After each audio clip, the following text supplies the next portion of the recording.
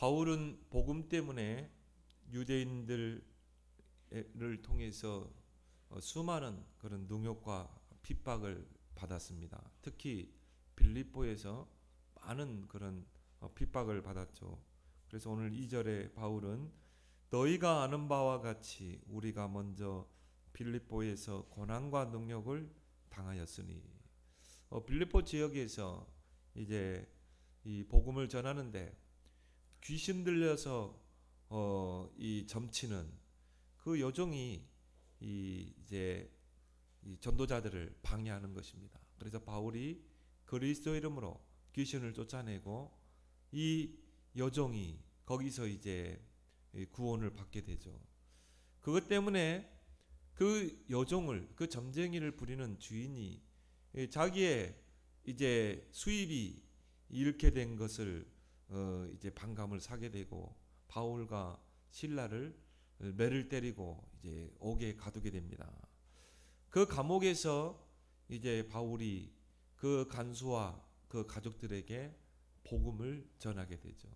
그렇게 해서 빌립보 교회가 세워지게 됩니다. 그리고 이제 바울이 데살로니가로 이동을 하게 됩니다. 그래서 오늘 2절에 보면 우리 하나님을 힘입어 싸움 중에 하나님의 복음을 너희에게 전하였노라.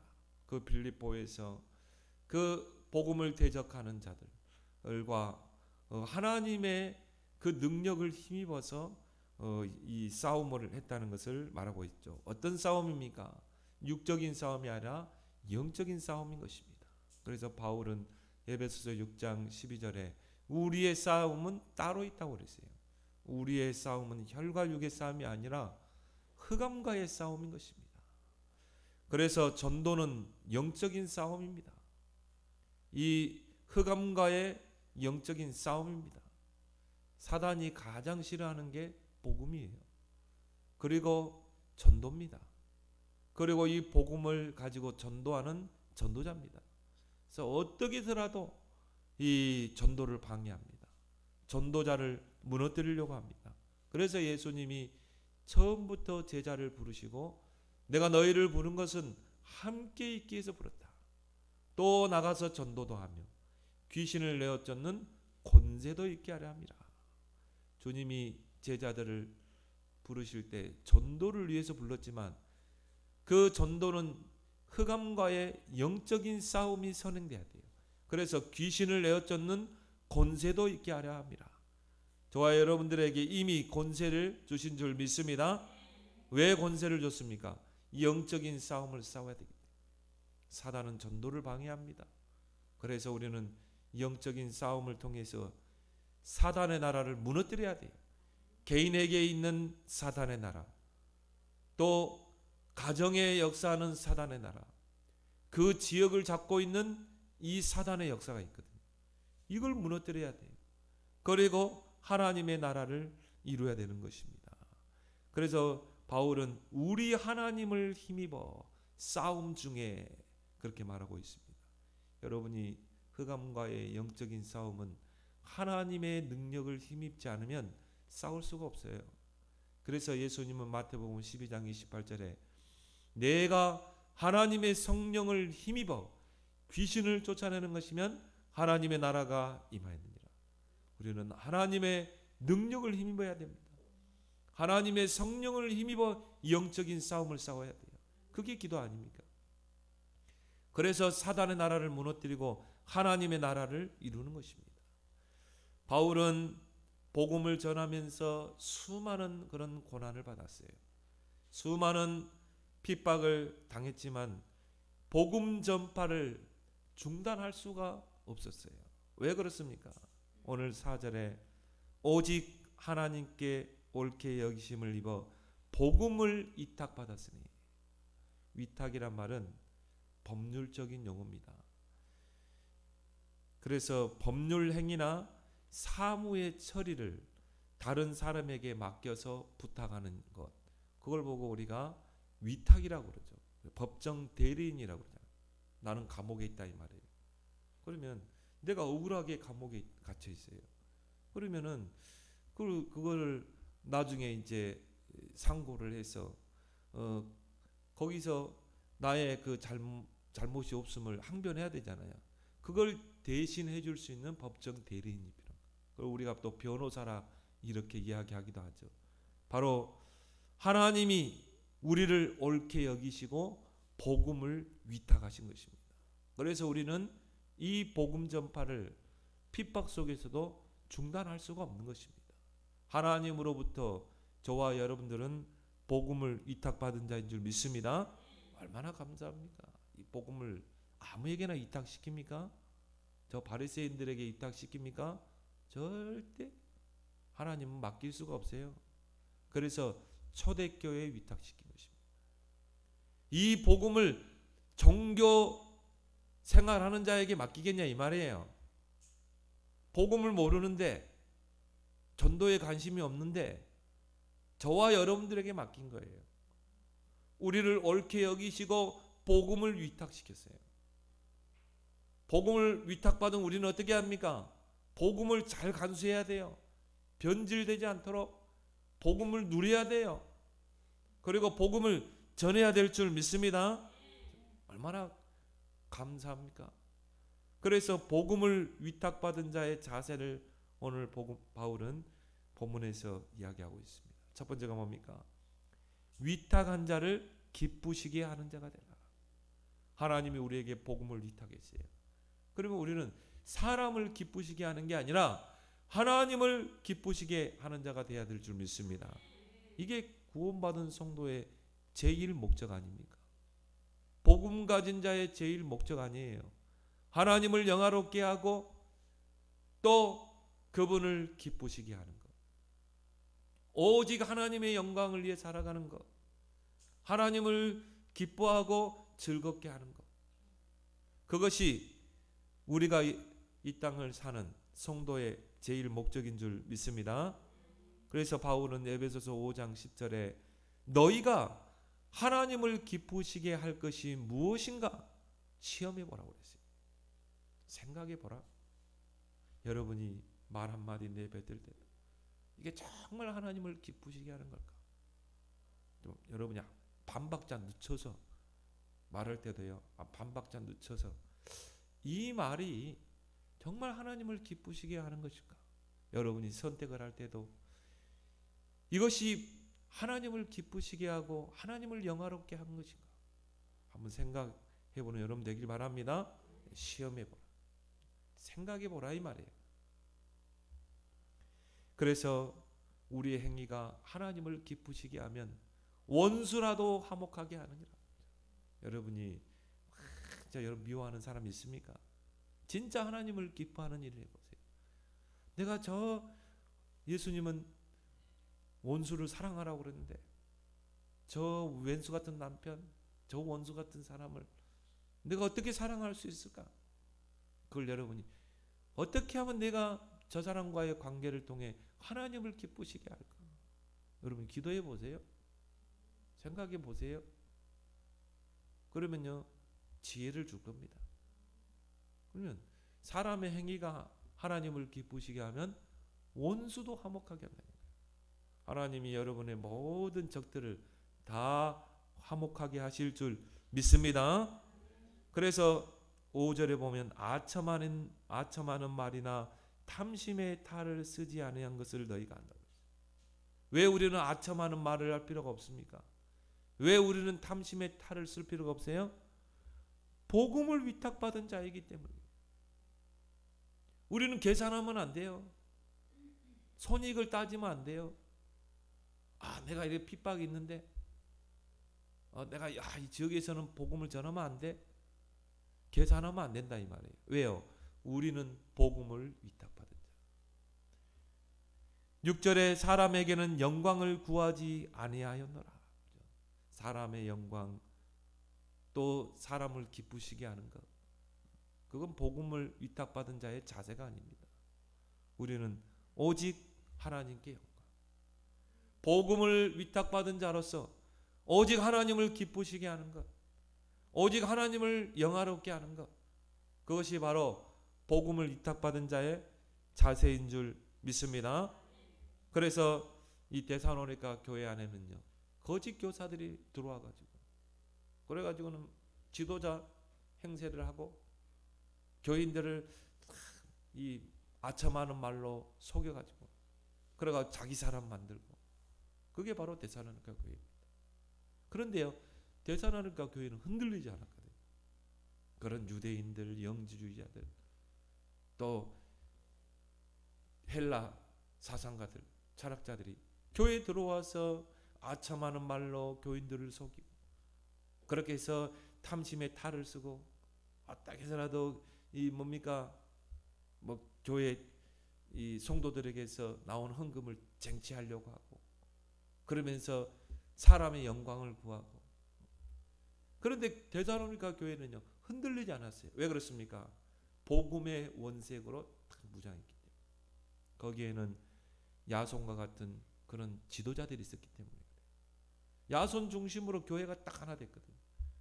그리고 말로만 복음이 아니라 성령과 능력과 큰 확신의 복음, 그 복음을 누구에게? 데살로니가 교회에 위탁을 했다는 거예요. 그러니까 흔들리지가 않는 것이죠. 이 데살로니가 교회 안에 들어온 이 거짓 교사들은요, 교인들을 아첨하는 말로 속이고, 탐심의 탈을 쓰고, 그리고 뭡니까? 오직 자리, 물질, 인기, 여기에만 연연하는 거예요. 그럴 수밖에 없죠. 이번 핵심에도 그런 사람들은 사람 중심, 물질 중심, 그쪽으로 갈 수밖에 없는 것입니다. 왜 그렇습니까? 하나님이 복음을 위탁시키지 않았어요. 복음을 위탁시키지 않으면 사람 중심, 물질 중심으로 갈 수밖에 없는 거예요. 어떻게 하면 내가 교회에서 뭔가 인기를 얻고 자리를 얻고 그리고 뭔가 이 이득을 얻고. 그런데 이 손익 계산을 빠릅니다. 머리가 빠르게 돌아가요. 복음에는 전혀 관심이 없습니다. 이런 목회자를 둔 교회는 불행해요. 복음에 관심 없지, 늘 자리에 연연하지. 여러분이 복음 가진 목회자 만난 거 감사하길 바랍니다. 저는 아무 욕심이 없습니다. 저는 오직 복음밖에 욕심이 없어요. 고린도전서 4장 1절 2절에 우리를 하나님의 비밀을 맡은 그리스도의 일꾼으로 불렀어요. 하나님의 비밀이 뭡니까? 이 복음을 맡았다니까요. 하나님이 우리에게 복음을 위탁시킨 거예요. 저와 여러분들은 복음의 청직인 줄 믿습니다. 그렇다면 맡은 자들에게 구할 것은 충성이냐. 이제 이 복음에 내 인생 올인하는 거예요. 복음 누리고, 이 복음 가지고 렘넌트를 키우고, 연약한 교인들을 세우고, 그리고 불신자 전도하고. 그래서 우리는 그냥 복음이 아니라 오직 복음, 완전 복음, 절대 복음. 이게 되면은요, 사단이 여러분 앞에 무릎 꿇게 돼 있어요. 디모데전서 1장 2절에 바울의 감사가 나옵니다. 바울은 다른 것에 감사하지 않았어요. 나를 충성되이 여겨 직분을 맡기심이니. 하나님이 나를 충성되이 여겨서 이 복음을 나에게 위탁시키고, 이 복음을 전달하는, 이 복음으로 가르치는 그런 직분을 맡기심이니. 여러분이 그 직분에 감사하는 여러분 되기 바랍니다. 그래서 우리의 직분은요, 감사함으로 감당하는 거예요. 여러분 장로 되면은 한 달에 100만 원 준다. 다 몰려들 거예요. 서로 하려고 할 겁니다. 근데 모든 직분은 섬김의 직이거든요. 하나님이 교인들을 우리에게 위탁시킨 거예요. 교인들을 맡긴 것입니다. 그래서 기관장이 있고 구역장이 있는 것입니다. 그 구역의 교인들을 나에게 위탁시킨 거예요. 그러면 어떻게 해요? 맡은 자들에게 구할 것은 충성이니라. 이 복음을 내가 맡아서 잘 관리하고 그리고 전달해주고, 갓난아기는요 젖병을 물려줘야 돼요. 그런 새가족들에게는 물려줘야 돼. 또 이유식 줘야 될 교인들도 있고요. 통닭 줘도 먹을 사람은 통닭 주고. 그게 교회 직분 아니겠습니까? 아첨하는 말, 탐심의 탈, 그건 직분자라고 볼 수가 없죠. 그거는 목사라고 볼 수가 없죠. 로마서 16장 25절 27절에 영세전에 감추어졌던 그 복음이 나에게 계시로 나타난 거예요. 얼마나 감사합니까? 영세전에 감춰졌던 그 하나님의 손 안에 있는 복음을 나에게 알려주셨다니까요. 나에게 이 복음을 알려주시고 이 복음을 나에게 맡겨주시고 나를 충성되이 여기사 또 나를 옳게 여기셔서 복음을 나에게 위탁시켰다 이 말이에요. 얼마나 감사합니까? 그리고 제가 좋아하는 찬송가가 310장이거든요. 개혁 이 찬송가에는 410장이 그랬죠. 아 하나님의 은혜로 쓸데없는 자 왜 구속하여 주는지 난 알 수 없도다. 2절에 보면 뭐라 나왔어요? 왜 내게 굳센 믿음과 또 복음 주셔서 내 마음이 평안한지 난 알 수 없도다. 하나님이 내게 굳센 믿음도 주시고 하나님의 은혜로 내게 복음을 주셔가지고 이 복음을 누리니까 내 마음이 평안하고 이 복음을 누리고 있으니까 이 복음이 전달하고 싶어지고 그것이 하나님의 은혜로 된 건지 믿습니다. 이 감춰졌던 복음을 나에게 계시로 드러내시고 이 복음을 나에게 위탁시킨 것입니다. 그래서 복음을 위탁받은 자로서 감사함으로 사명을 감당하는 여러분 되길 바랍니다. 이 복음으로 내가 교회를 세우고 또 교회 안에는 연약한 교인들이 있거든. 이런 연약한 교인들 또 새신자들 또 렘넌트들을 내가 이 복음으로 세우고 또 기관을 세우고 그 일에 충성하는 여러분 되길 바랍니다. 이게 위탁받은 자의 자세입니다. 두 번째는 뭡니까? 복음으로 양육하는 유모가 되라. 유모와 같은 역할을 하라 이 말이에요. 오늘 7절에 우리는 그리스도의 사도로서 마땅히 권위를 주장할 수 있으나 도리어 너희 가운데서 유순한 자가 되어 유모가 자기 자녀를 기름과 같이 하였으니 유모가 자기 자녀를 기름과 같이 하였으니 그렇게 말하고 있습니다. 유모는 어떤 사람입니까? 남의 자녀를 맡아서 젖을 먹이고 키우는 자, 위탁받은 자입니다.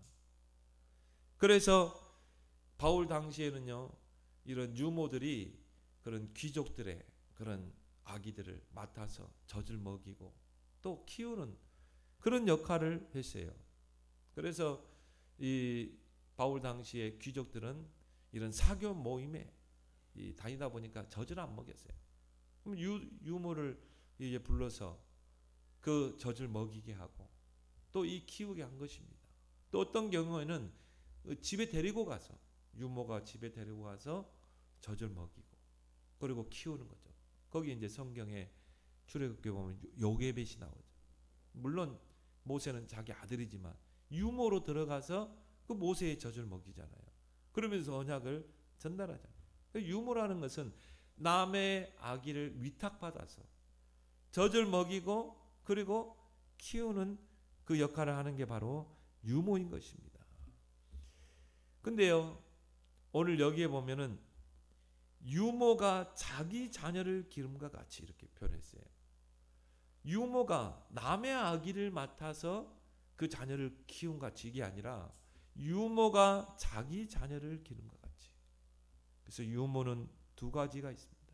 전문 직업인으로서의 유모가 있고 자기 자식과 같이 돌보는 유모가 있어요. 그래서 영국의 정신과 전문의 프리드먼은 그 사람이 쓴 그 저서에서 그 유모 손에 큰 남자 아기는 거의 바람둥이가 많이 된대요. 왜 그러냐면은 유모가 젖을 먹이니까 이 엄마에 대한 정체성을 잃어버린 거예요. 그래서 거의 바람 피우는 이런 남자로 커가는 경우를 많이 본다고 이렇게 주장을 했죠. 오늘 7절에 너희 가운데서 유순한 자가 되어 유모가 자기 자녀를 기름과 같이 하였으니 유순이란 말은 뭡니까? 한자 그대로 부드럽고 순하게 직업인으로서 내가 이 애기 맡았네. 그렇게 직업인으로서 젖을 먹이는 것보다는 정말 내 자식처럼 이 아이는 내 자식이야. 내 자식처럼 기도하면서 이 아이에게 참 언약을 전달하면서 그 젖을 먹이는, 그래서 유순하게 부드럽고 순하게 그런 유모의 손에서 젖을 먹고 커가는 자녀는 건강하게 성장하게 돼 있어요. 그죠? 남의 자식이라도 그렇게 키운 아이는요, 영적으로 정서적으로 건강하게 커가는 것입니다. 그걸 바울은 오늘 강조하고 있는 것입니다. 내가 너희를 정말 양육할 때 유순한 자가 되어서 유모가 정말 그 자녀 아기를 맡아서 키우는데 자기 자식을 젖을 먹이고 키우는 것처럼 내가 너희를 이렇게 돌보고 키웠다는 것입니다. 여러분이 그런 사역자가 되길 바랍니다. 그런 일꾼이 돼야 돼요. 여러분 렘넌트 한 명 키울 때도 그렇게 키워야 돼요. 저는 그렇게 봅니다. 나는 렘넌트를 보면서요, 꼭 내 아들 같고 딸 같아요. 진짜 그렇습니다. 그래서 더 간절히 기도가 돼요. 렘넌트들 앞에 서면요, 진짜 내가 아이들에게 젖을 먹이는 것처럼, 내 아기에게 젖을 먹이는 것처럼 내가 이 렘넌트들에게 내 열정을 다 쏟아서 메시지를 해야 되겠다. 그래서 제가 렘넌트 이 설교할 때는 기도를 더 많이 합니다. 왜? 이들에게 복음이 들어가 버리면 결국은 서밋으로 서게 돼 있거든요. 이들에게 이 그리스도의 복음이 각인 뿌리 체질되면 어떻게 되겠습니까? 유일성의 응답 재창조의 역사가 우리 후대를 통해 일어날 줄 믿습니다. 교회 안에서도 양육의 손길이 필요한 교인들이 많습니다. 이런 교회 안에 연약한 교인들, 또 새가족들, 특히나 이 렘넌트들 젖을 먹여줘야 돼요. 밥을 스스로 먹을 수 있는 그런 장성한 아기가 있는가 하면은 젖을 물려줘야 될 아기가 있다 이 말이에요. 히브리서 5장 13절에 젖을 먹는 자마다 어린 아기니, 어린 아이는 젖을 먹여야 돼. 교회 안에는 갓난아기가 있는 것입니다. 그래서 구역이 있고 기관이 있는 것입니다. 그래서 중직자가 있는 거예요. 그 중직자가 한 지역을 책임지고 정말 그 지역을 교인들을 돌보고, 그거 아닙니까? 요즘 이단들이 얼마나 많습니까? 그래서 제대로 다락방 운동, 제대로 지교 운동, 제대로 구역 운동이 일어나면요, 절대 교인들이 이단에게 속아서 넘어가지 않습니다. 왜요? 구역에 모여서 서로 말씀 받고, 서로 위로하고, 서로 힘주고, 그래서 거기서 같이 기도 제목 가지고 기도하고, 신방 가고, 이게 구역장 아닙니까? 이게 바로 지역장 아니겠습니까? 그렇게 해서 연약한 교인들이 성장해 가는 것입니다. 교회에 뿌리 내리게 되는 것입니다. 바로 자식을 키움같이 유순하게 대하고 양육하는 그런 일꾼들이 되길 바랍니다. 그래서 초대교회에서는 직분을 세울 때 첫 번째 조건이 가정이었어요. 가정을 이루는 자. 목사를 안수에 세울 때도 정말 가정을 이룬 자, 자식을 키워보고, 그리고 자식을 정말 이 학교도 보내보고, 자녀를 키우면서 많은 어려움이 있잖아요. 그걸 경험해 본 사람, 그런 사람을 목사로, 장로로, 그리고 직분자로 세웠다는 거예요.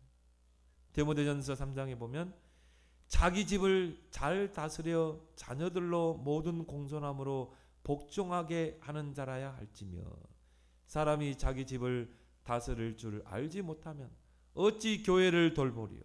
맞죠?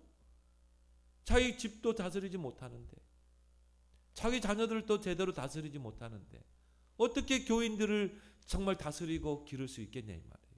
그래서 초대교회 직분자 세우는 첫 번째 기준이 가정이었어요. 물론 바울과 같이 특별하게 하나님이 그런 결혼하지 않고 하나님의 나라를 위해서 온전히 올인할 수 있는 그런 특별한 은사를 받은 사람도 있습니다. 그렇지만 대부분 하나님이 세운 직분자들은 가정을 이뤄봐야 돼요. 자녀를 키워봐야 돼요. 여러분이 갓난아기 태어나면 얼마나 이쁩니까? 그리고 막 젖을 물리잖아요. 그리고 자녀를 양육하기 위해서 남편은 열심히 벌잖아요. 땀 흘리잖아요. 그게 아버지의 그 마음 아니겠습니까? 이런 심정으로 우리는 모든 사역을 감당해야 되는 것입니다. 그래서 바울은 이 일을 위해서 정말 유모와 같이 유순한 자가 돼서 교인들을 양육하고 세우고 제자로 키우는 그 일을 위해서 자기 권위를 주장하지 않았어요. 자기 권리를 주장하지 않았어요.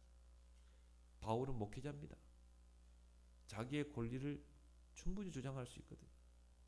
그래서 오늘 7절에 보니까 우리는 그리스도의 사도로서 마땅히 권위를 주장할 수 있으나, 마땅히 주장할 수 있죠. 왜 그렇습니까? 바울은 데살로니가 교회를 개척한 담임 목사 아니겠습니까? 데살로니가 교회 담임 목사가 바울이거든요.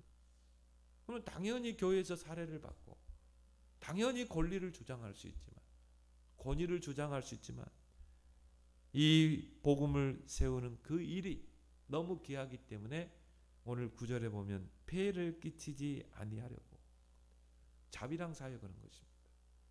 선교 사역.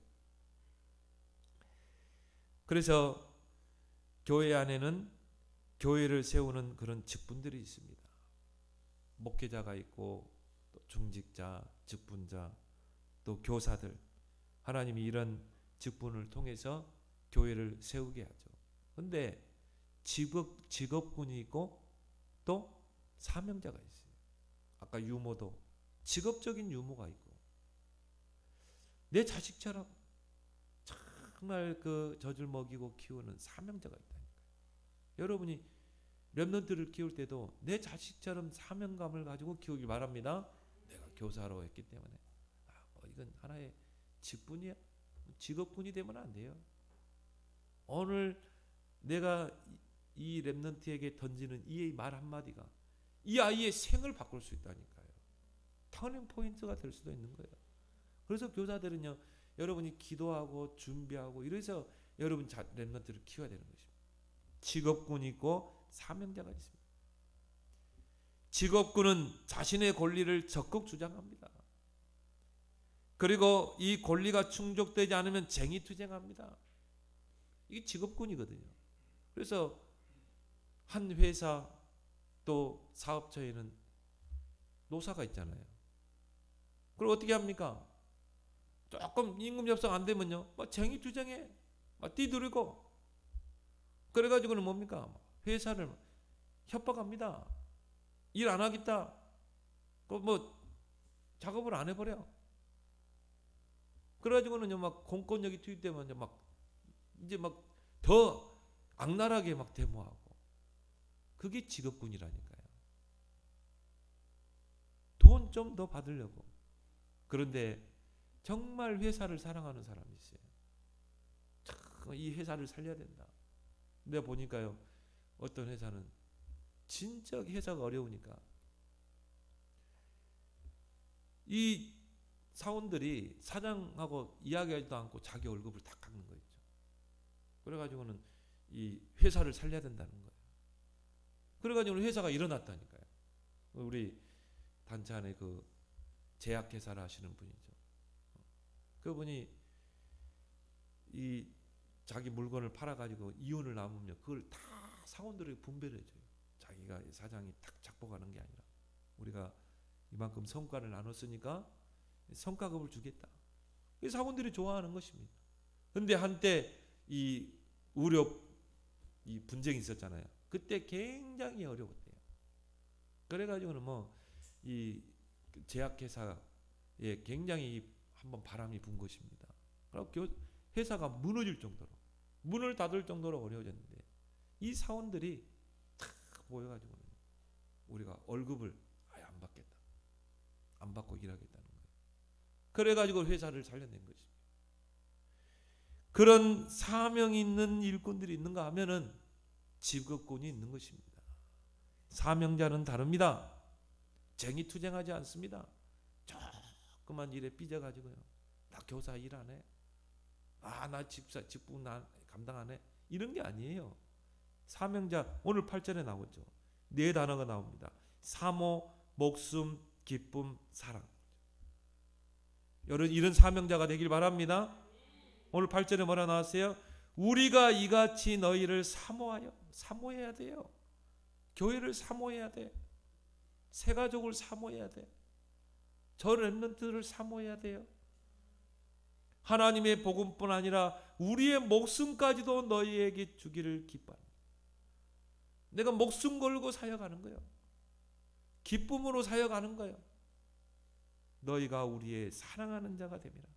정말 사랑하고 사랑으로 품고 사역하길 바랍니다. 이게 사명자라. 직업군은요 다 기준을 둔다니까요. 내 마음에 안 들면 쟁이투쟁해. 회사에 대항해. 그러고 일 안 해? 단체로 일 안 해? 회사가 망할 수밖에 없는 것이죠. 이런 유모가 같은 여러분 되길 바랍니다. 세 번째, 복음을 위탁받은 자의 자세는 뭡니까? 복음으로 권면하고 위로하고 경계하는 아비가 되라. 오늘 11절에 너희도 아는 바와 같이 우리가 너희 각 사람에게 아버지가 자기 자녀에게 하듯 권면하고 위로하고 경계하는 거예요. 정말 아버지가 자녀를 양육하고 키우는 거죠. 권면하고 따뜻한 권면, 때로는 위로해주고 경계해주고, 야, 너 그 길로 가면 안 돼. 너는 렘넌트야. 하나님 말씀으로 너는 렘넌트의 길을 가야 돼. 서밋의 길을 가야 돼. 이 세 가지가 자녀 교육의 그 원리 아니겠습니까? 그래서 시편 127편 3절에 자식들은 여호와의 기업이요 태의 열매는 그의 상급이로다. 자식은 누구의 기업이에요? 여호와의 기업이요. 나의 소유물이 안 됩니다. 아니에요.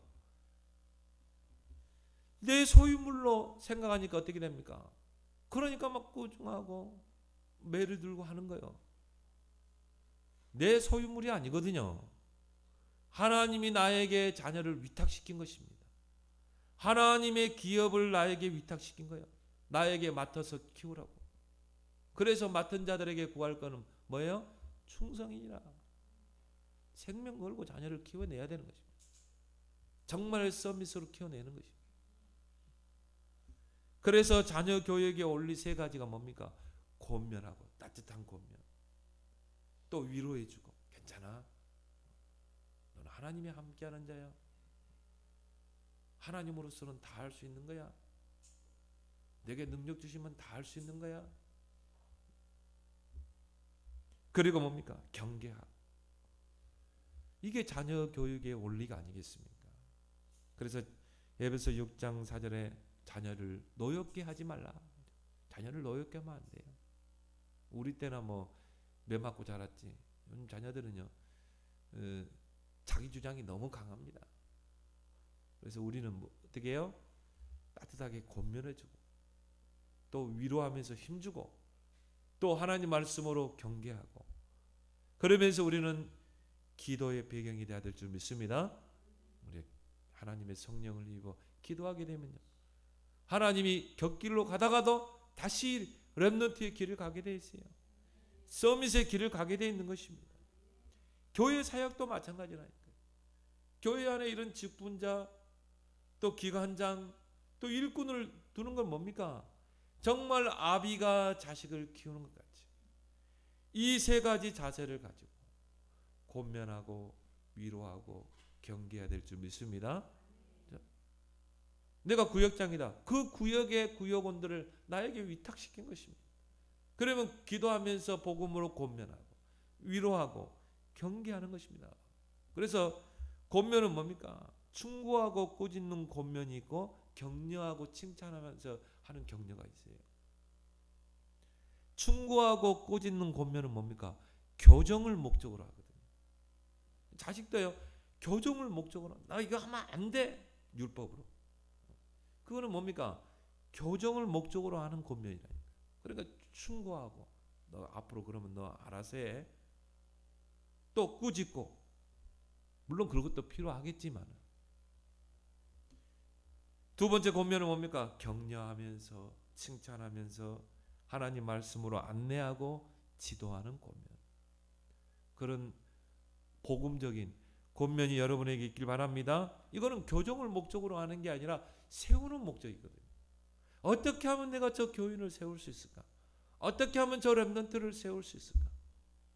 그래서 여러분이 칭찬도 많이 해주고 또 힘도 주고 이런 그렇게 해서 오늘 12절에 있는 것처럼 하나님 앞에 합당한 자로 딱 설 수 있도록 하나님께 합당히 행하게 하려 함이라.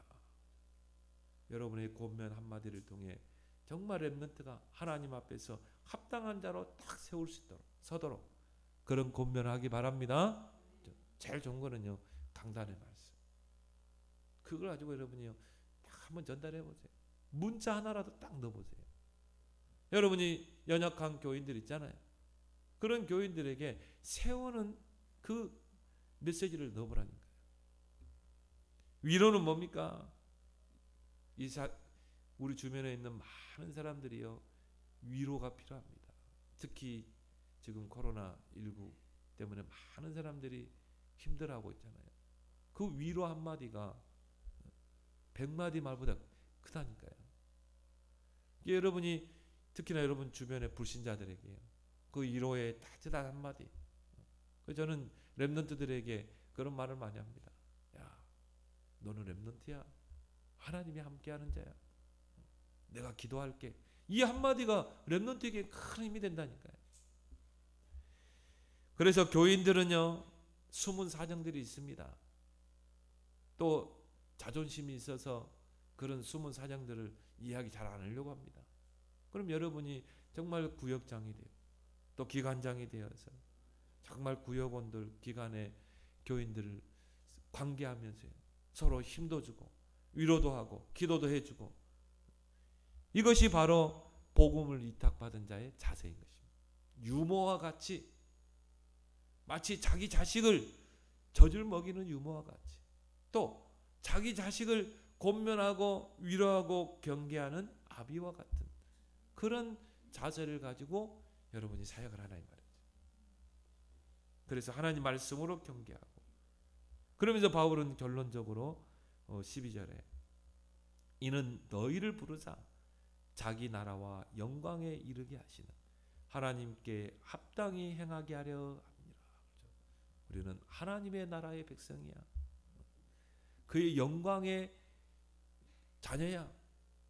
그래서 너희는 하나님께 합당히 행하게 하려 합니다. 하나님의 나라의 백성, 하나님 자녀인 그 신분을 가지고 합당하게 생활하도록 세워나가는 그 복음의 위탁자의 사명을 잘 감당하는 여러분 되길 바랍니다. 하나님 은혜를 감사합니다. 영세전에 감춰졌던 이 복음이 하나님의 손안에 있는 그 복음을 우리에게 계시로 알리시고 이 복음을 깨닫게 하시고 우리에게 복음을 위탁하신 하나님 고맙고 감사를 드립니다. 복음을 위탁받은 자로서 우리의 모든 사역의 방향은 오직 하나님께 영광, 하나님을 기쁘시게 하는 것이 되고 또 유모가 다른 자녀를 위탁받아 자기 자식을 기름같이 젖을 먹이고 또 기도하며 세우는 것처럼 우리의 자세가 바로 그런 유모와 같은 자세가 되고 또 아비가 자식을 위탁받아 하나님의 기업을 위탁받아 잘 키워내는 것처럼 권면하고 위로하고 경계하는 것 같이 이제 교회 안에 연약한 교인들, 새가족 또 렘넌트들을 잘 세워나가는 권면하고 위로하고 경계하고 세워나가는 그 복음 위탁자의 사명을 감당하게 하여 주옵소서. 예수님의 이름으로 기도합나이다. 아멘.